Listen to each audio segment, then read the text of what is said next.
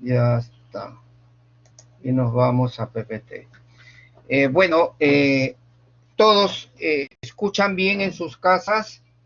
Estamos bien de audio, intensidad de voz, velocidad de voz. Estamos bien en la velocidad. Sí, No está doctor. muy rápido ni muy lento. Perfecto. Ya.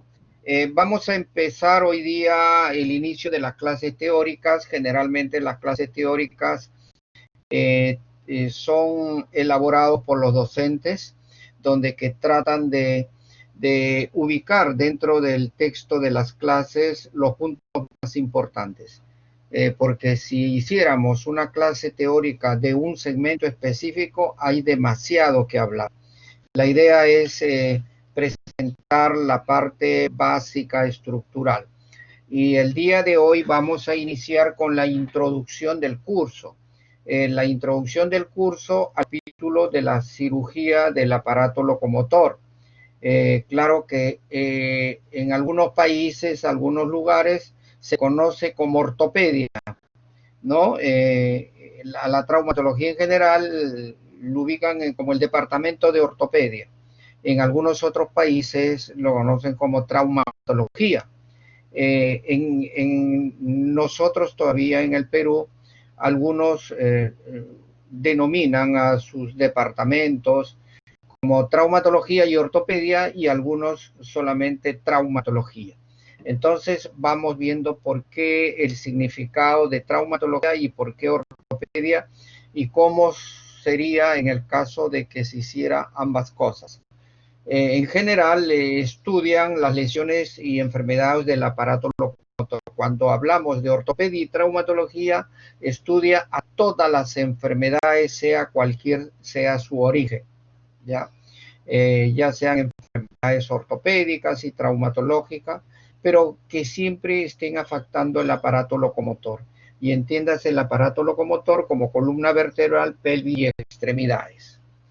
En el caso de ser traumatología solo, la traumatología estudia las lesiones del aparato locomotor, pero bajo una causa o energía traumática. O sea, tiene que existir un antecedente traumático para originar un efecto. La traumatología estudia la causal y estudia también el efecto, en este caso la fractura, con características de la fractura, cómo van los trazos principales, en qué calidad de hueso, en qué persona, en qué edad. O sea, tiene mucho que ver en la traumatología un análisis amplio y completo para definir qué es lo mejor que puede ofrecer la traumatología a determinado paciente. Ojo, traumatología estudia lesiones del aparato locomotor, pero causados por una energía traumática, o sea, tiene que existir un antecedente traumática cuando hablamos de traumatología.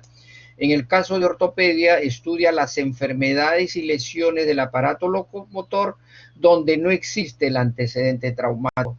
Ahí incluyen a patologías tumorales, patologías inflamatorias, reumáticas, artríticas, patologías degenerativas, ¿no? Claro que la traumatología en la amplitud del estudio también va a estudiar efectos inflamatorios, degenerativos después de una fractura, ¿no? Como también existen algunos tumores que son productos de traumatismos propios. Todo lo que concierne a los efectos traumáticos en el tejido musculoesquelético tendrá que ser estudiado por la traumatología y la ortopedia estudia todo lo concerniente a lo no traumático. Obviamente el instrumento principal para el análisis de una lesión traumática, de una patología traumática, es el diagnóstico clínico. El médico por excelencia es un científico que basa fundamentalmente la buena orientación de su tratamiento en un buen diagnóstico. Entonces, si podemos hablar de una relación, el buen diagnóstico va a llevar a un buen tratamiento. Pero el buen diagnóstico significa un análisis técnico, científico, no es el simplismo, como algunos lo ven. Hay algunos colegas que ni siquiera ven al solamente todo es radiografía. Obviamente lo más importante es mirar al paciente, evaluar al paciente y luego irnos a los estudios complementarios. Por algo se llama estudios complementarios o exámenes auxiliares que auxilian al diagnóstico clínico. Aquí hay una gráfica donde el paciente va preocupado por hambre, dolor, sed y el médico, lo que tienes es esto, o sea, no le dio el tiempo necesario para dar un análisis y luego una explicación que sea de mayor calidad a este paciente. Al igual que en todas las especialidades, traumatología también basa su análisis técnico científico en la historia clínica, que es el documento más importante, uno de los documentos más importantes en la medicina, es la historia clínica. En este caso usamos una historia clínica traumatológica. Al igual que cualquier historia de cualquier especialidad, es un documento de registro. Hay un documento de registro que es de carácter médico legal. O sea, la historia clínica es un documento de registro. Es por eso cuando existen evaluaciones, cualquier situación que significa evaluar la historia clínica con diversos fines, hay los auditores que van dirigidos más a la auditoría de registro. Ellos evalúan si todo lo que era conveniente se registró en ese documento, ¿no? Y normalmente son de fines médicos, pero también tiene la orientación de ser un documento de fin legal, de carácter legal. Toda historia clínica tiene que ser completo en lo posible. Completo significa tener los datos más importantes. Tampoco nos vamos a sentar a escribir la vida del paciente y en 20 hojas. No, este documento tiene que ser muy confeccionado con datos que son de mucha importancia para el diagnóstico del paciente. La legibilidad es importante en todo documento, tiene que ser legible. Algunos colegas que no se acostumbra a ser legible, siempre a la historia clínica estamos pidiendo que en ese documento respeten la legibilidad del documento. La idea es no hacer para entenderlo yo, sino hacer para que los demás lo entiendan. Tiene que ser veraz, ¿no? Tiene que haber veracidad al realizar el documento. No documentar interpretaciones que no vayan de acuerdo a la veracidad. No es que me pareció que debió de ser así, nada de eso. En el caso del interrogatorio tiene que ser específicamente tal como narra el paciente, pero el sentido de la narración tiene que estar documentado en la historia clínica, el sentido, no la impresión que el evaluador tiene, no, tiene que estar escrito con veracidad este momento. Obviamente tiene que llevar un orden, tiene que ser hecho en forma ordenada. Lo otro tiene que ser confeccionado en forma respetuosa.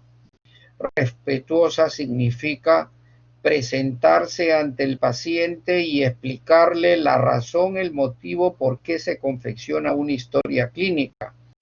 Y obviamente en esa forma se asegura el consentimiento del paciente a dar toda la información necesaria. Porque si hay pacientes que creen que no ha sido tratado respetuosamente como corresponde, ellos se pueden anegar a la información y está en su derecho. La confidencialidad también es importante. Los datos que estén en la historia clínica o el conocimiento que tiene el interrogador acerca de las características de la lesión son propios y solamente deben de ser analizados a través de fines médicos, reuniones clínicas, discusiones clínicas, revisión de casos clínicos, discusión de muertes y complicaciones con confidencialidad. No puede ser de uso público, ¿no? A otros fines. No sé si acuerdan, creo que hace 2 años falleció un expresidente y las imágenes salieron pues en público y la familia hizo las denuncias respectivas que le correspondía hacer. Entonces estamos sujetos también a cierto ordenamiento al confeccionar una historia clínica, en este caso traumatológica. Historia clínica traumatológica no tiene nada diferente a lo que es una historia clínica en general. A la parte de la anamnesis, que es el interrogatorio, el examen físico, es necesario hacer un examen físico. Luego de haber realizado la anamnesis y el examen físico, como médicos ya debemos de tener una impresión diagnóstica clínica. Una vez que tengamos una impresión diagnóstica clínica, si hay un paciente que sufre una caída, y nosotros al interrogatorio, me duele el muslo o me duele la zona de la cadera, me duele intensamente, notamos aumento volumen, deformación, ya nosotros sospechamos de una fractura de cadera. Pero lo que no vamos a sospechar es qué tipo de fractura de cadera tiene. Pero con reconocer una fractura de cadera ya hay una impresión clínica diagnóstica que es fractura de cadera derecha en este caso, en el paciente, ¿no? Y el diagnóstico clínico, si el paciente después del traumatismo está en una posición de rotación externa, acortamiento del miembro y abducción, clínicamente, al igual que la anamnesis, yo ya tengo el diagnóstico clínico de fractura de cadera. Y yo voy luego a la búsqueda del estudio radiológico o del diagnóstico radiológico, saber qué estudios tengo que solicitar para estudiar en el mayor porcentaje la cadera y definir las fracturas a través de los estudios radiológicos. Y obviamente, hecho el diagnóstico clínico, hecho el diagnóstico radiológico, me correspondería hacer luego el tratamiento. Ojo, cada vez que nosotros hablamos de tratamientos en traumatología, hablamos de una planificación, ¿no? No simplemente el trazo de fractura va a determinar qué hacer. Hay que evaluar otros factores, como se va a ver más adelante. Y basta que un paciente tenga 10 años, 5 años, versus un paciente de 40 años y otro paciente de 70 años. Los tres con fractura de cadera puede variar en gran dimensión la conducta que hay que seguir frente a estos 3 tipos de fractura de cadera. Pero para eso parte de un análisis para luego planificar el tratamiento. Si nosotros hacemos bien todo lo anterior, siempre el pronóstico será mejor. El pronóstico o la posibilidad de error siempre se disminuye cuando hemos hecho un análisis claro, amplio, de lo que es una patología traumática. El interrogatorio es importante saber cuál es la enfermedad actual, por qué viene a la consulta el paciente. En el caso de ser un paciente traumatizado, incapacitado para levantarle, tendríamos que ver qué le pasó a usted. Y describirá, pues caminé, cruzaba y una bicicleta me atropelló, me botó, no me pude levantar. Ya nosotros vamos orientando en el interrogatorio, ¿no? Y si tenemos que saber si esa cadera ya le dolía antes, si había tenido alguna fractura anterior en ese mismo lugar, ya nos iríamos al interrogatorio de los antecedentes, ¿no? En algunos casos hay antecedentes personales y hay antecedentes familiares.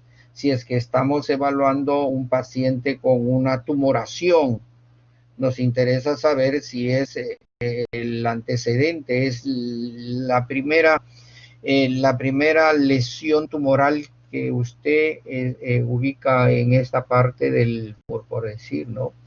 y anteriormente usted ha tenido algún otro problema en relación a tumores.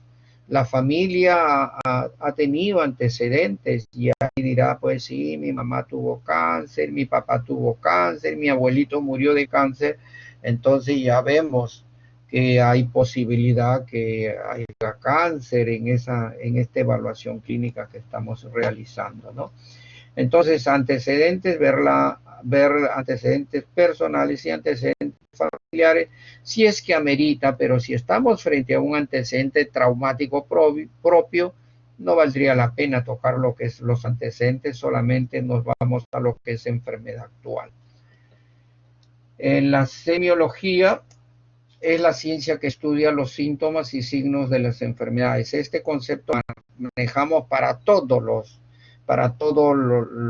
las especialidades médicas, el concepto de la semiología. Entonces, este concepto lo vamos a ver también en la traumatología cuando evaluemos en conjunto síntomas y signos, ¿no? En cada especialidad hay síntomas que son afines. Traumatología también tiene síntomas que son afines. En este caso, casi siempre cuando hay lesiones articulares, paraarticulares, hay dolor, deformación y disfunción. Y más aún tratándose pues de antecedentes traumáticos, ¿no? Hay que evaluar qué tipo de dolor, evaluar la deformación, cuánto de la alteración de la función le origina. Es decir, desde que me caí de las escaleras, la rodilla se me hinchó y ya no puedo dar ningún paso, ¿no? A esta tríada asociado en zonas equimóticas, en la zona del traumatismo y dolor, cada vez la disfunción es mayor día a día. Ya tenemos que pensar que por efecto del traumatismo probablemente esté cursando con una fractura, ¿no? Con las características clínicas. Impresión diagnóstico, fractura de rodilla, si queremos. ¿Cómo aclaramos? ¿Qué estudios solicitamos para aclarar el concepto de la fractura? Y si hubiera, qué características tendría, tendríamos que utilizar exámenes auxiliares, en ese caso radiografías. Si la radiografía no nos brinda claridad, nos da un alcance del 50%, por ser zona articular, tener trazo articular, algunos perceptible, otros imperceptible, asociados a hundimiento. Ya yo profundizo la evaluación y solicito una tomografía axial computarizada. Miren cómo voy intensificando los exámenes. Si yo con las radiografías ubico el 90-95% de certeza de la fractura y sus características, ya no necesito la tomografía. Entonces la tomografía es otro examen auxiliar, quizá de mayor profundidad. Como esto es ciencia, tenemos que abrir de premisas en forma progresiva. No acostumbrarnos a todo traumatismo de rodilla pedirle tomografía, ni a todo traumatismo de rodilla de partes blandas tomarle resonancia magnética. Hay que solicitarlo cuando es necesario. ¿Ya? Entonces, triada sintomática, dolor, deformación de función. ¿Estamos bien? ¿Estamos escuchándonos bien? ¿Alguien se ha dormido? Delegada, usted me detecta quién está durmiendo. Sí, ¿Ya? doctor. ¿Todo está correcto? Estamos correctos, doctora, ¿no? Escuchamos bien. La anamnesis tampoco es un concepto raro, no es un concepto nuevo que significa la anamnesis, ¿no? Es también el interrogatorio. Quizás en esta lámina ya nos habla de la profundidad de lo que es una anamnesis, el motivo de la consulta. Si lo quiere llamar en otra forma, ¿por qué? ¿Cuál es la razón que usted acude al consultorio? ¿O por qué lo traen al señor, no? Tiene un señor, ¿por qué traen al señor? ¿Qué lesión tiene? ¿Qué molestias tiene? Y algo que es típico y característico de lesiones, en muchos casos, no solamente traumáticas, sino también no traumáticas, es el dolor, ya sea en extremidad o articulación. También hay limitación funcional, deformidad y si es posible, podemos parar al paciente, si es que es posible, dar algunos pasos, ¿no? Hay algunas veces que hay dolor, pero le pides al paciente, a ver, por favor, párese de unos pasos y se van caminando. Hay una serie de formas como interpretar el dolor. Para algunos es subjetivo, para otros es mucho temor, ¿no? Y bueno, lo importante es la evaluación. La enfermedad actual, anamnesis, cuando hablamos del traumatismo, cómo fue el traumatismo, cómo fue la caída. Yo caí golpeándome el codo, caí de codo, todo mi cuerpo cayó, impactó sobre el codo. Entonces estamos hablando de una patología traumática de codo. En el mecanismo hay dos mecanismos, casi siempre, el mecanismo directo y el mecanismo indirecto. En este caso, ¿cuál de los mecanismos fue el que produjo esta lesión en este supuesto caso clínico que le estoy presentando? Que el paciente cae de una altura, pintor cae de una altura de 2 metros, todo el cuerpo cae sobre el codo, cae de forma lateral indefensa. El impacto va del codo directamente sobre el pavimento. ¿A alguien le interesa saber que el mecanismo fue directo? Claro, sí es interesante porque ya estamos hablando sobre todo la caída, el peso, las fuerzas, cómo se concentran en el codo, ya estaríamos hablando de un traumatismo de alta energía. Y cuando hablamos de alta energía, lo que podemos sospechar son de fracturas. Y si vemos fracturas, tienen que ser fracturas complejas, que puede estar afectado no solamente el olecrano, puede estar afectado el cúbito proximal o también puede estar afectado el radio proximal o puede estar afectado los tres. Mire, solamente con saber mecanismo del traumatismo, altura de la caída y una evaluación somera de lo que es la estructura corporal de la persona. No, a veces llegan con un codo terrible. Hay una patología que se conoce como el codo terrible. Ya lo van a ver en la teoría y probablemente en la práctica también se le va a explicar con más detalle. ¿Qué significa la tríada terrible? Y ahí se le va a explicar. También se asocian a luxaciones. Entonces, el mecanismo importante. Si viene con mucho dolor en el codo y cogiéndose la parte del codo y aumento de volumen, ¿y cómo fue la caída? No, yo me caí sobre la mano, no en extensión o semiflexión, en discreta supinación, ya podemos sospechar de fractura de radio proximal. Miren, la forma de caída ya nos hace sospechar que hay una lesión de este segmento asociado a aumento de volumen, palpitación. Ya pues la sospecha clínica y el diagnóstico clínico se acentúa más a una fractura. ¿Y de qué elemento sospecho? Sospecho de que el radio está fracturado. Voy a la radiografía para confirmar mi diagnóstico probable. Los síntomas son molestias o sensaciones subjetivas de toda enfermedad. Cuando hablamos de molestias o sensaciones subjetivas, significa que es mejor cuantificar el dolor. El dolor es un síntoma cuantificable, es medible. Siempre hay una relación o una escala del 1 al 10. Y, por ejemplo, este señor de la imagen se acerca a la consulta, no solamente vamos a apreciar el dolor cuando el señor nos exprese, me duele el hombro.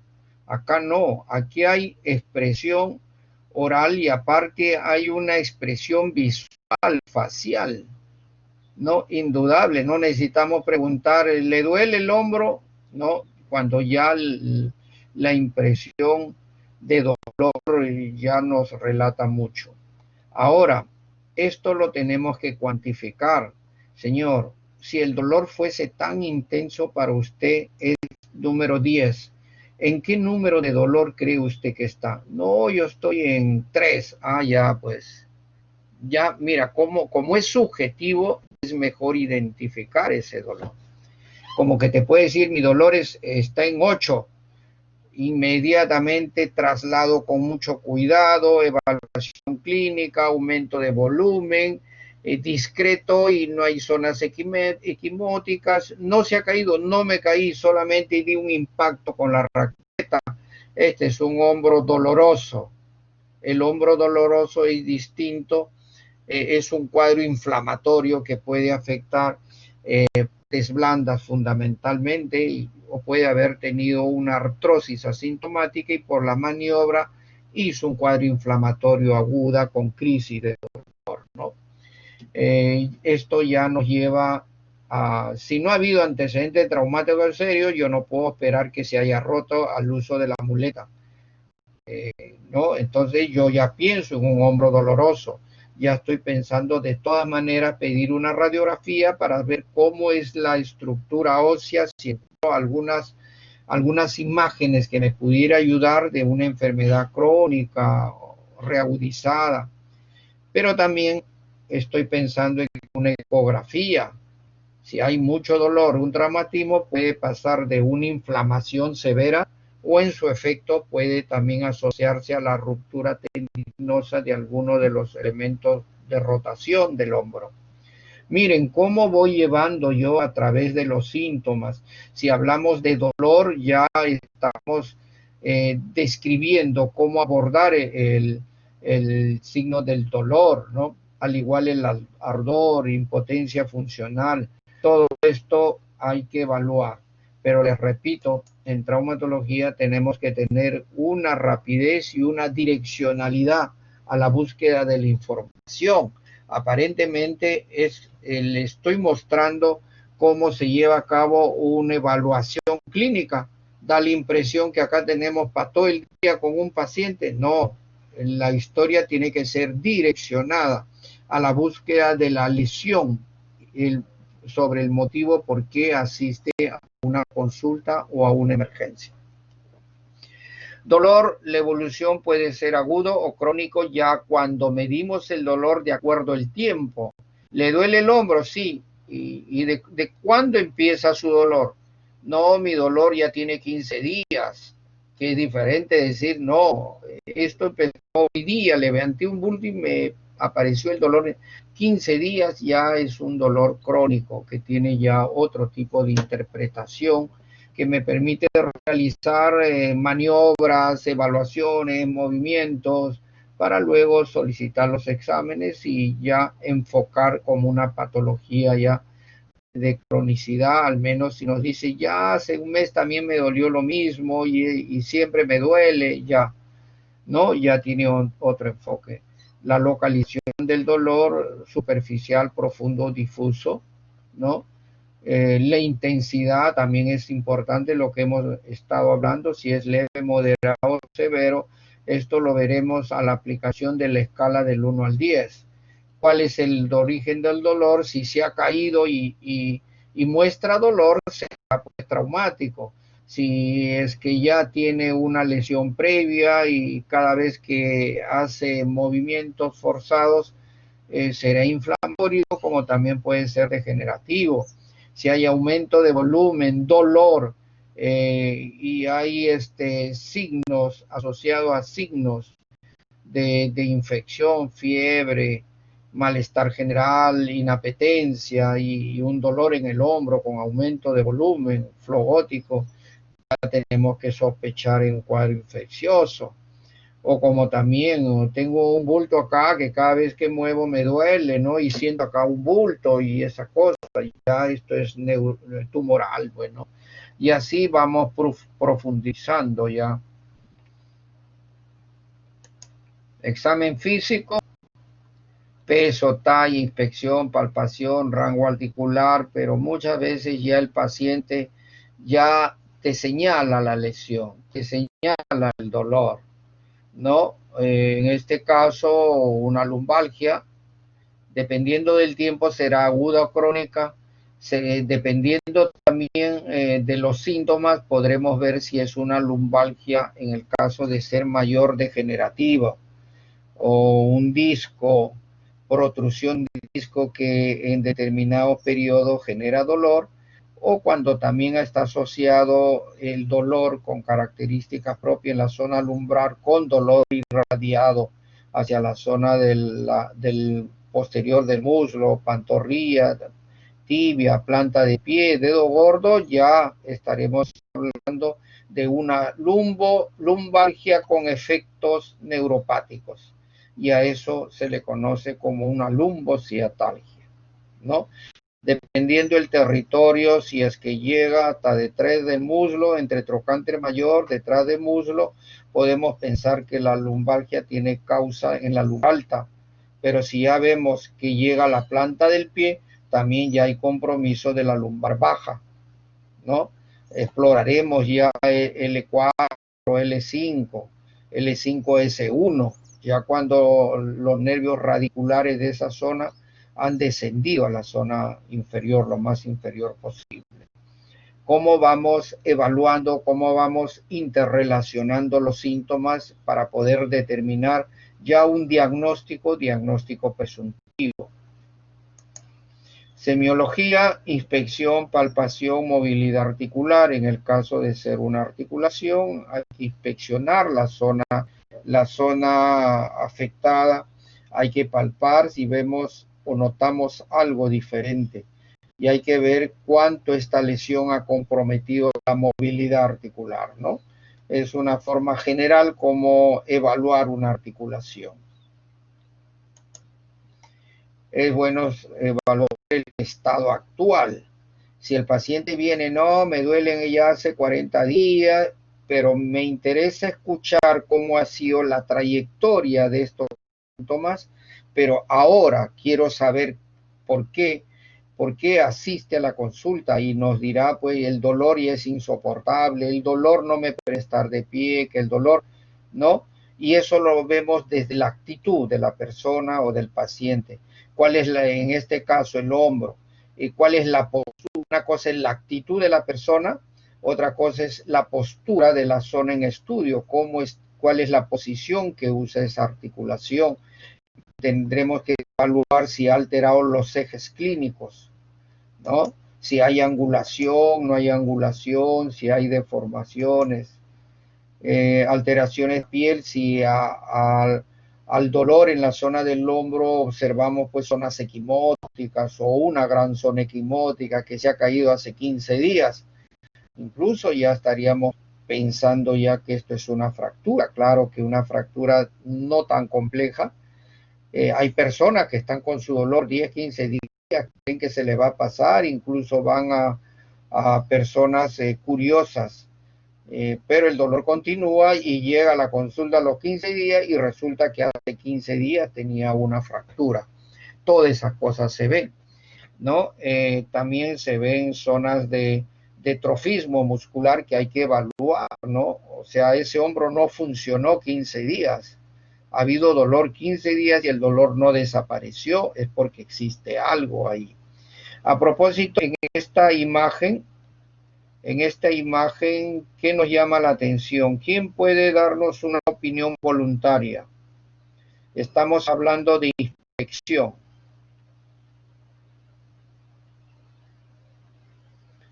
Inspección, en este caso, articular. Número 1, al paciente, en el caso que estamos estudiando, el hombro, como en este caso, en lo posible, tratar de estudiar descubierto, ¿no? Y cubrirlo de la parte baja, bueno, pero por lo menos que se vean ambos hombros. Y yo evalúo el hombro normal.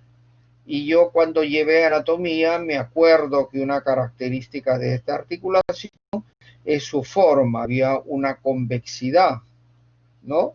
Y había una simetría entre el hombro y el brazo. Había una toxicidad muscular que era equilibrada en esta zona. Entonces, y nos vamos a evaluar el hombro contralateral. Y aquí vemos con sorpresa que no tiene la convexidad. A lo contrario, predomina una concavidad, ¿no es cierto? ¿No? Y miren la orientación. Y luego vamos a la palpación, y mientras que aquí en la zona sana podemos encontrar una estructura pues contenida de masa muscular, y acá notamos un vacío, una concavidad, y justo corresponde a la glenoides. Conclusión, ¿qué patología tenemos en este caso? Alguien que me diga cuál es el diagnóstico.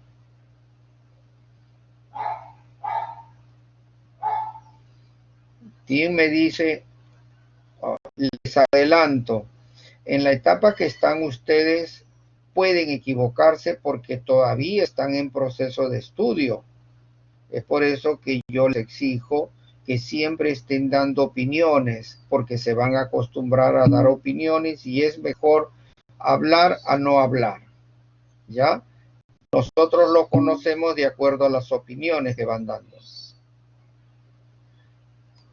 ¿Quién se atreve a darnos una opinión al respecto? Que yo lo voy a considerar. A ver.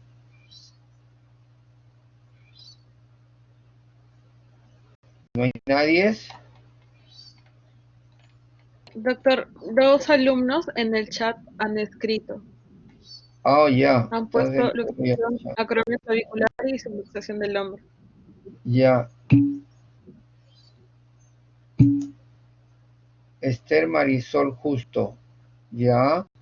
Y lo otro, acá no veo yo. Ajá. Luxación glenumeral. Perfecto, ya está. Más o menos hay un grupo que está despierto, siguiendo la hilación del tema. Bueno, sigamos. Esa es una luxación glenumeral, pero mira cómo llegamos, ¿no? Algunos diagnósticos son simples, otros requieren un mayor análisis, pero este es clarísimo. Pero hemos llegado clínicamente a esto, y luego necesitamos una radiografía para el estudio de este paciente. ¿Quién nos dice? ¿Por qué no hablan mejor? Alguien que nos diga sí o no necesitamos radiografía. Y en el caso de sí solicitar la radiografía, ¿cuáles serían los fines?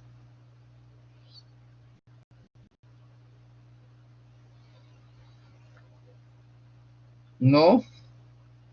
Bueno, sí necesitamos radiografía porque ya tenemos el diagnóstico global, que es una luxación, pero tendríamos que tener un diagnóstico específico para poder saber si esta luxación es anterior, si es posterior o si es inferior. Y cada tipo de luxación nos va a llevar a una maniobra especial, ¿ya? Entonces, en este caso, nos faltaría la radiografía. Uno es el diagnóstico clínico y otro es el diagnóstico radiológico, ¿se acuerdan? Y la suma de los dos diagnósticos ya nos permitía ir directamente al tratamiento. La inspección, seguimos con la inspección, preferentemente tiene que ser comparativo. La posición del paciente puede estar caminando, puede estar de pie, puede estar sentado o puede estar de cúbito dorsal, pero siempre tiene que ser comparativo, ¿no? La actitud, hay que ver qué actitud trae el paciente en relación, sigamos con, en este caso, por ejemplo, sigamos en este caso, hay que evaluar cuál es la postura. Esto no es una postura normal, ¿no? ¿No? Y si es una postura compensadora, alguna dificultad, algún dolor, pero no compensamos dolor porque el Señor está más tranquilo que ustedes. Si vemos que hay una posición antálgica, tampoco, porque también sigue estando tranquilo. Un minuto. Hola.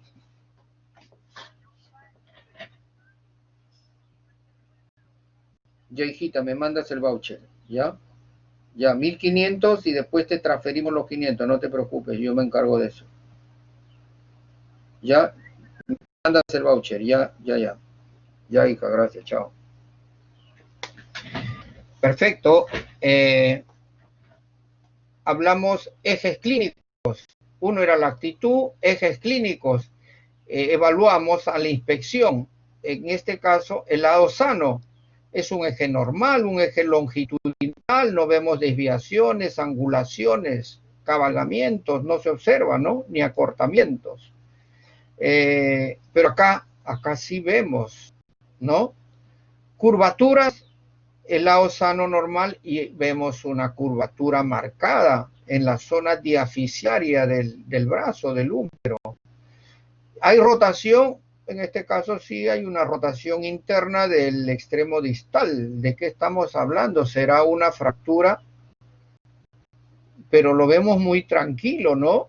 Entonces preguntamos al paciente, ¿cuál es el problema? Tengo esto, ¿qué le pasó? No, hace 2 años me fracturé y me operaron y bueno, ya quedé así, no me duele.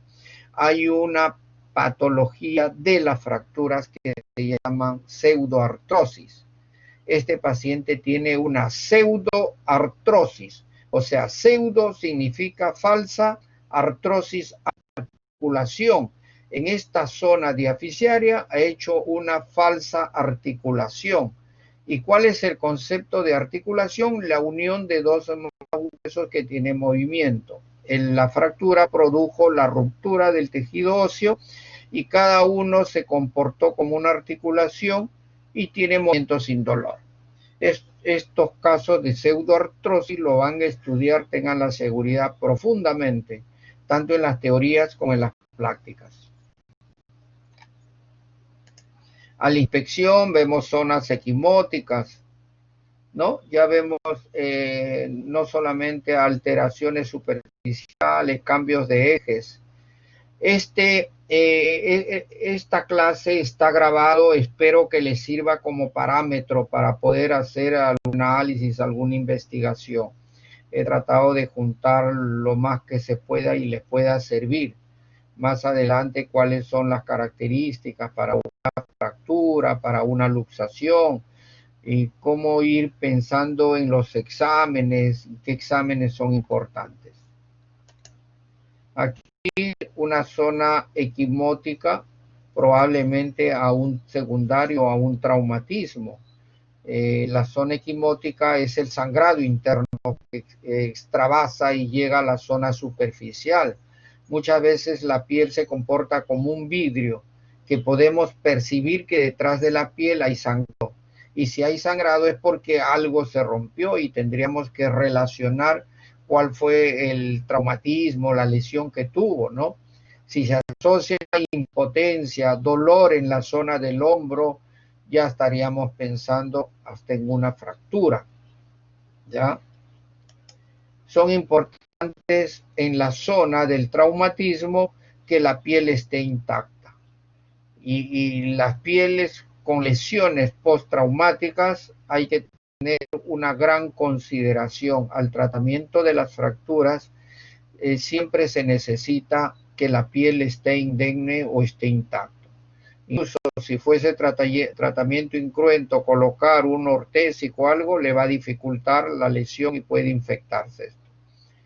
No, pero eso ya es la infección. Acá hablamos de alteraciones del tejido superficial, erosión, equímesis, tumefacción, si hay herida, alteración de los tejidos musculares, hematoma, contracturas, tumoración, pseudotumoraciones también. Perdón un rato. Hola.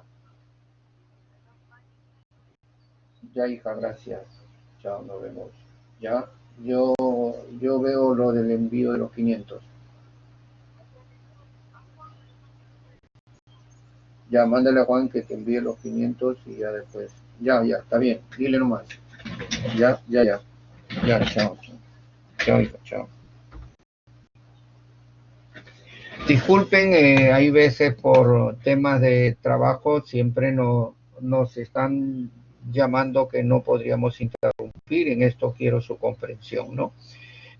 Alteraciones de los planos óseos, como hemos revisado anteriormente, puede haber angulación, acortamiento, rotación. En el caso de ser una articulación, hay un aumento de volumen, deformación, cuánto se limita la funcionabilidad. Eso es importante. Aquí vemos otro ejemplo, inspección. Primero estudiamos el lado sano, tiene caracteres normales en la zona, siempre en la cara anterior hay un abultamiento que corresponde al bíceps, ¿no? Que está ubicado en la parte media de la cara antero-interna, pero acá vemos con se expresa que el bulto está por encima de la zona media, está hacia la zona superior, y por debajo de la zona abultada vemos una ausencia total del músculo. ¿Alguien nos habla de una patología acá? Esta es una ruptura muscular del bíceps, músculo tendinoso del bíceps braquial. Ya a la inspección, ¿cómo podemos determinar ya las lesiones?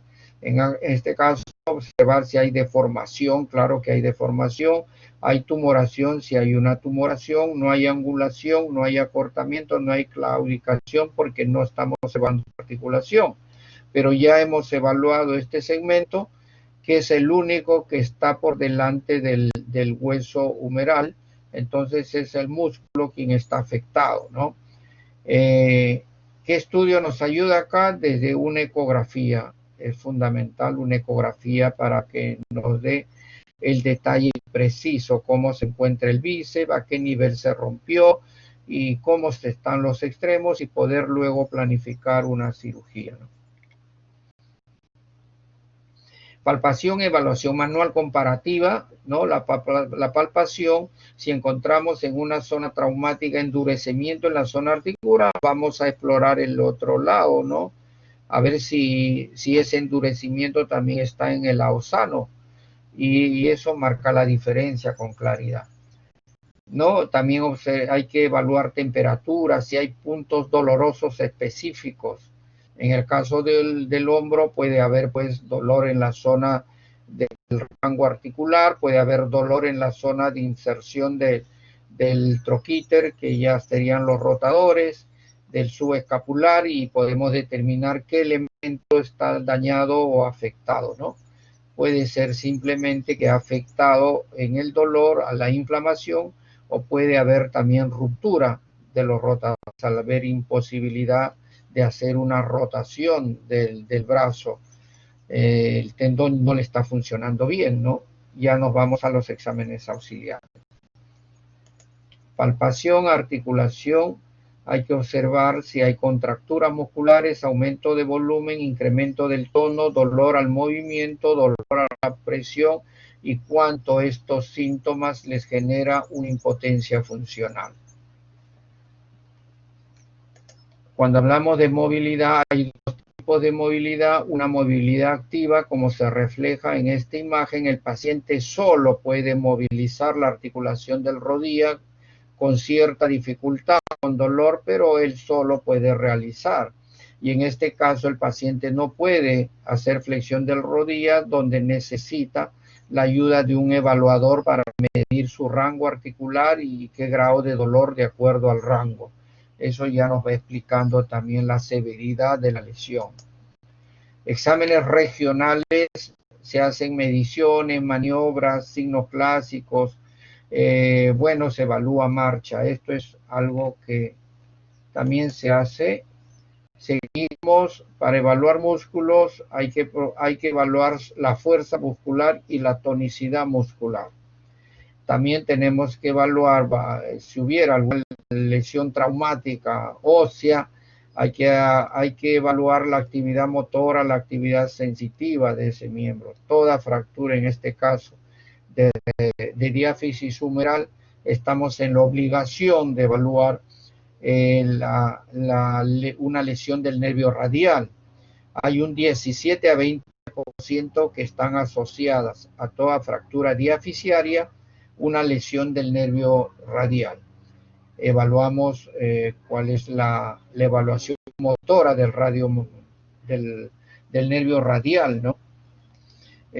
También hay que ver la actividad sensitiva, tanto superficial como profunda.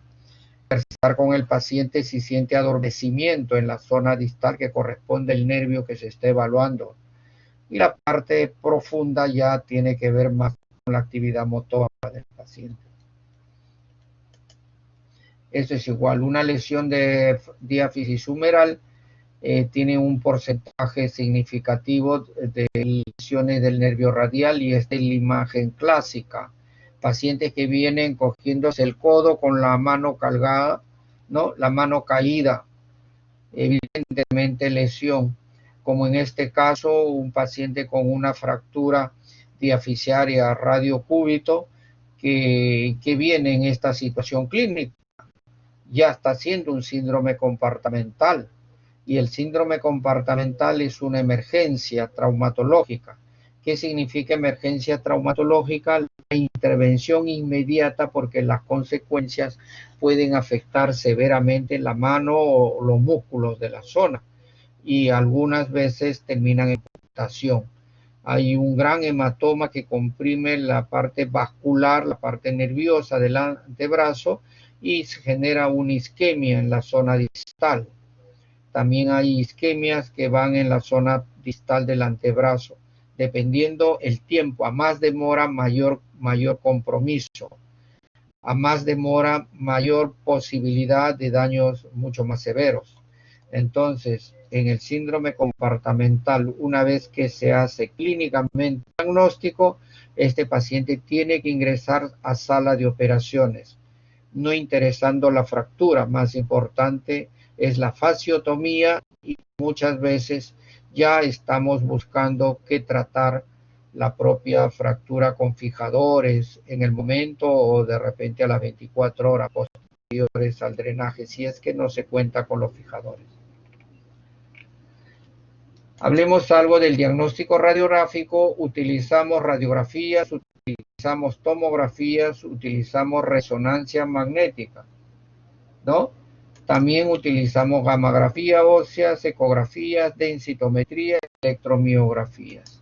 En cuanto al estudio que más ayuda presta a la traumatología es la radiografía.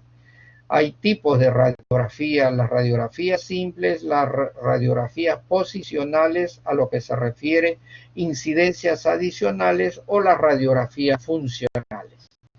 Las radiografías simples son las convencionales que ya casi en todo segmento siempre va a estar en forma antero-posterior y lateral, a lo que se conoce también frontal y lateral. Las posicionales o incidencias adicionales son aquellas incidencias, no solamente la frontal y lateral me fue suficiente, quiero una oblicua 40 grados para estudiar el húmero distal porque hay un trazo de fractura, quiero saber que este trazo en la zona posterior ya tiene un desplazamiento, ya pido incidencias especiales que los radiólogos interpretan muy bien porque ellos saben qué es lo que el médico está solicitando. Y las radiografías funcionales significan radiografías en estrés. Un valgo forzado de la rodilla nos va a verificar la lesión del ligamento medial, por decir, que muchas veces en la evaluación no ha dado una interpretación real y justa. Entonces podemos tomar una radiografía funcional o en estrés. Luego viene la tomografía axial computarizada. Hay de dos tipos, de sustracción y de reconstrucción. Actualmente utilizamos mucho lo que es la reconstrucción o en 3D. La sustracción son algunos detalles que tienen estos estudios, como si queremos estudiar una zona ósea, pero hay un gran compacto de tejido óseo que se antepone a la lesión, nos permite retirar la imagen y darnos directamente sobre la imagen que queremos estudiar. Y luego viene la resonancia magnética, que es un estudio que también utilizamos para el estudio generalmente de partes blandas y en algunos casos de fracturas muy finas o fracturas por aplastamiento, ejemplo, fracturas en las mesetas tibiales o tíos tibiales o en la zona proximal del húmero, y nos da de mucha ayuda. Una resonancia magnética también detectan algunas fracturas imperceptibles. Exámenes auxiliares: gammagrafía ósea, ecografía, densitometría, electromiografía. La gammagrafía ósea nos permite un estudio selectivo bajo la captación en zonas de mayor inflamación. Las zonas de mayor captación, sean fracturas, sean tumores, hay mayor captación y es un estudio multiseriado del esqueleto de la persona y nos permite descartar tumoraciones en otros segmentos. Esto se usa bastante en los tumores óseos en niños, las gammagrafías óseas. Y la ecografía también nos da los últimos 10 años bastante apoyo al estudio de las patologías de partes blandas, sea tendinosas, ligamentarias, musculares, porque se ha adicionado un elemento a los ecógrafos convencionales que permiten el estudio de los tejidos musculotendinosos. Ya ahora ya casi todos los hospitales cuentan con ecógrafos que tengan la capacidad de estudiar tejidos musculotendinosos, tejidos de partes blandas, de estómago, de hígado, de riñón, con mayor porcentaje de éxito. La densitometría ósea es un estudio que mide la densidad del hueso. Cuando hablamos de osteoporosis como un factor que puede ser secundario a determinados cuadros clínicos, es importante una densitometría ósea, quien primero nos va a decir si esta persona es osteoporótica o no es osteoporótica. Y lo segundo que nos va a decir en qué grado de osteoporosis se encuentra esta persona o este paciente. La electromiografía estudia toda la conducción de los nervios, preferentemente asociados a los nervios en las cuales nosotros tengamos una sospecha de una lesión neuropática, una lesión radicular por efecto de un traumatismo, una tumoración, alguna otra patología. También utilizamos laboratorio clínico, los análisis convencionales, hemograma, hemoglobina, examen de orina, glucosa, colesterol, triglicérido. También utilizamos los cultivos, ya sea de cultivos de secreciones, en el caso de una artritis séptica, de una osteomielitis, nos va a determinar la presencia de germen y también nos va a identificar cuál es el germen que está originando esa lesión infecciosa. Claro, la anatomía patológica nos revela pues la calidad del tejido, ¿no? Generalmente en fracturas patológicas, fracturas de origen tumoral, una fractura en la cual sospechamos de que exista una tumoración de diferente característica, hacemos la muestra y lo enviamos a anatomía patológica y al tercer día ya nos están dando ya información real de lo que ese tejido quizás sospechoso pudiera hacer alguna patología tumoral, ¿no? Bueno, lo importante es que la traumatología como ciencia trabaja en base a principios. Y los principios son normas que nunca uno debe de dejar a un lado. Siempre hay que tenerlo en cuenta. Un reglamento hay veces lo cumples en la extensión del término o lo cumples parcialmente. Y perdón, hay normativas también que lo cumples parcialmente, pero un principio es un principio. El principio de la educación. Así como eres bien educado en la casa, tienes que ser educado afuera. El principio del respeto, el principio de la solidaridad. En caso de solidaridad, solamente vas a ser solidario con el amiguito y con el enemigo debe ser su... No, el solidario es solidario en cualquiera de las situaciones, ¿no? Pero este principio fundamental en traumatología significa que la traumatología trata, a ver un minutito, perdón, un ratito, sí, dime rapidito, sí, tienen que darle 1.000 soles a cada uno por lo de tu mamá, Paco, y darle one and down. Tú también tienes que dar. Entonces envíale 500 porque ella ha dado 1.500 y hay que devolverle sus 500 y 1.000 soles cada uno. Ya, pero si yo le doy 500, que sería 500 nomás. Y ahí restaría 500. Restaría 500. Sí. Le van a cambiar todo. Ya. Hola, disculpen, entonces quiero que se entienda claramente. El principio fundamental en la traumatología es incorporar al paciente a su actividad, pero en el tiempo más corto. Eso es lo que significa incorporación del paciente a la vida activa en función del tiempo. Ejemplo, digamos, Carlos Rodríguez, que está llevando el curso de traumatología, bueno, no sé si exista Carlos Rodríguez, pero es un ejemplo hipotético. Sufre un accidente de tránsito, llega a un hospital y en el hospital lo ven los traumatólogos y le dicen, tienes una fractura de tibia estable y te vamos a colocar un aparato de yeso, y el aparato de yeso lo vamos a evaluar periódicamente, pero tú vas a empezar a caminar probablemente al cuarto mes. Entonces, Carlos Rodríguez, no contento con la lesión en primer lugar, porque un accidente uno no lo prevé ni lo planifica, el accidente se presenta.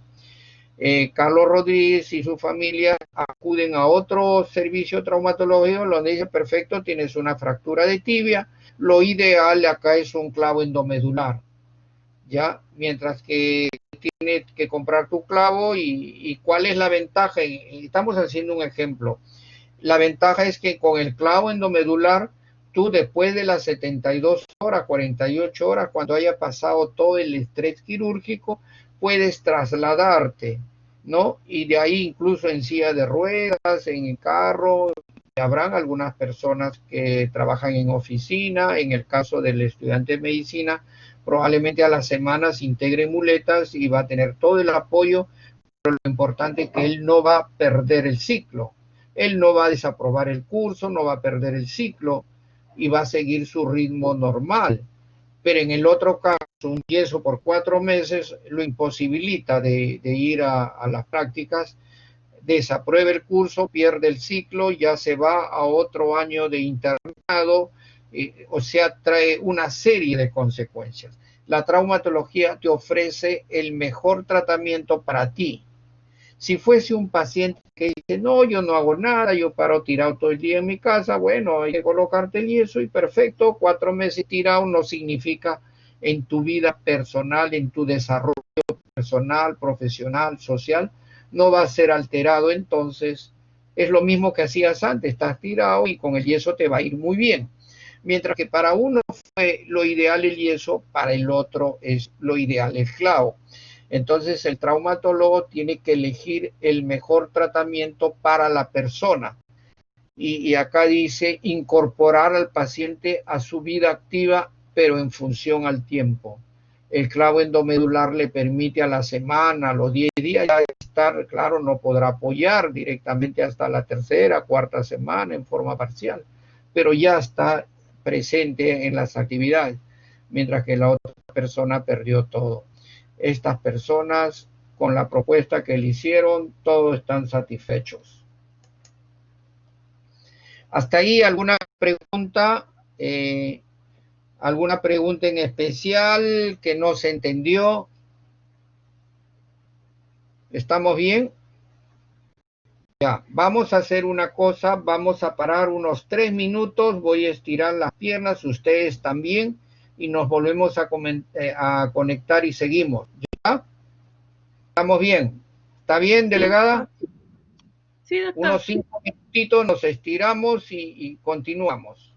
Y tomamos un poco de agua. ¿Ya? Ok, doctor. 5 minutitos.